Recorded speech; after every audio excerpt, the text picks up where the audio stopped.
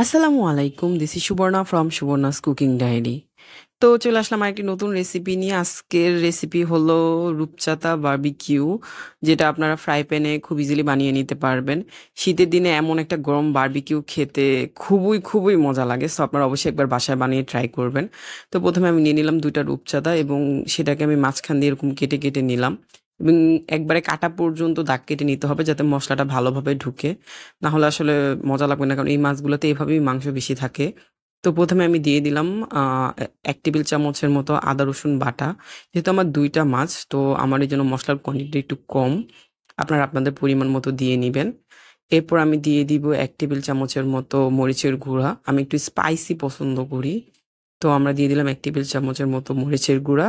এরপর দিয়ে দিলাম হাফ চা চামচের মতো হলুদের গুঁড়া। তারপর আমরা দিয়ে দিব এর মধ্যে স্বাদ মতো লবণ। আমার হাসব্যান্ডের এই রূপচাঁদা মাছটা খুবই পছন্দ। ও এটা ফ্রাই করে দিলে এটা দিয়েই ভাত খেয়ে নিতে পারবে।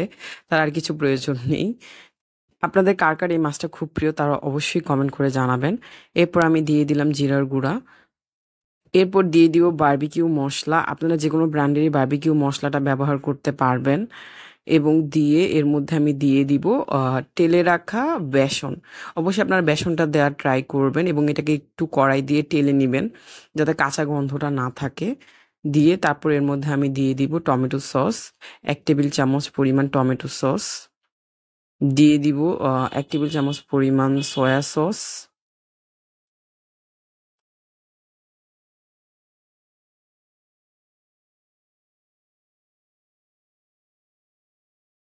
এরপর দিয়ে দিব সরিষার তেল সামান্য পরিমাণ, কারণ ভাজার সময় আমরা আবার ব্যবহার করব।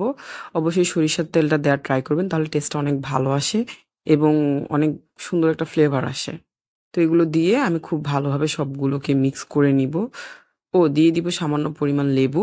লেবুটা দিলে মাছের যে একটা গন্ধ থাকে সেই গন্ধটা আসলে চলে যায়। তো এটা দিয়ে আমি সবগুলো মশলা দিয়ে ভালোভাবে মাছটাকে মেখে নিব। মেখে নিয়ে এটাকে আমি ফ্রিজে রেখে দিব ৫-৬ ঘন্টার জন্য।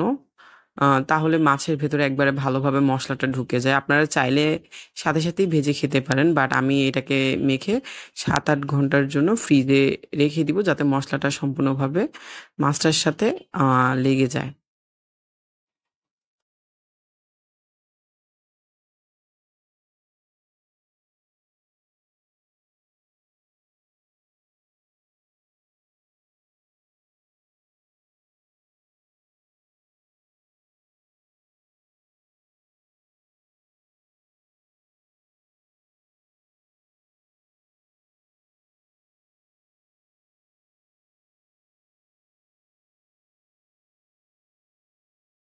এরপর আমি একটা প্যানে দিয়ে দিব সরিষার তেল। সরিষার তেল দিয়ে এটাকে মিডিয়াম টু লো হিটে রেখে গরম করে আমি দিয়ে দিব অ মাছটা। ১ম এ আমি যদিও একটা মাছ দিয়েছি, পরবর্তীতে আমি আরেকটা মাছ দিয়ে দিই। কারণ মনে হয়েছিল যে প্যানে একটাই হবে, পরে দেখলাম না যে ২ টাই হবে। তো মাছটা দিয়ে আমি একটু ঢেকে দিয়েছিলাম। তো ঢেকে দেওয়ার পরে এই তো এখন আমি মাছটাকে আবার একটু উল্টিয়ে নিব। আমার একটা ফিশ ফ্রাই করতে ১০ মিনিটের মতো সময় লেগেছে মিডিয়াম টু লো হিটে। তো আপনারা তাড়াহুড়ো করবেন না, তাহলে মাছটা হয়তো সিদ্ধ হবে না, বরং মসলাটা পুড়ে যাবে, যেটা আমি ১ম এ বুঝতে পারিনি। তো পুড়ে গিয়েছিল একটু মসলাটা। আ তো পরে আমি একেবারে আরেকটু লো করে দিয়ে মাছটাকে ধীরে ভেজে নিয়েছি এবং এই মাছটা খুবই সফট উল্টানোর সময় আসলে ভেঙে যাচ্ছিল। সো কেয়ারফুলি আসলে উল্টাতে হবে। তারপর এই তো মাছটা হয়ে গিয়েছে। এখন আমি মাছটাকে নামিয়ে পরিবেশন করব খাওয়ার জন্য। সো এভাবে আপনারা একটা সুন্দর শীতের বিকালে একটা বারবিকিউ করে খেতে পারবেন। সো আজকের মতো এ পর্যন্তই। সবাই ভালো থাকবেন। আল্লাহ হাফেজ।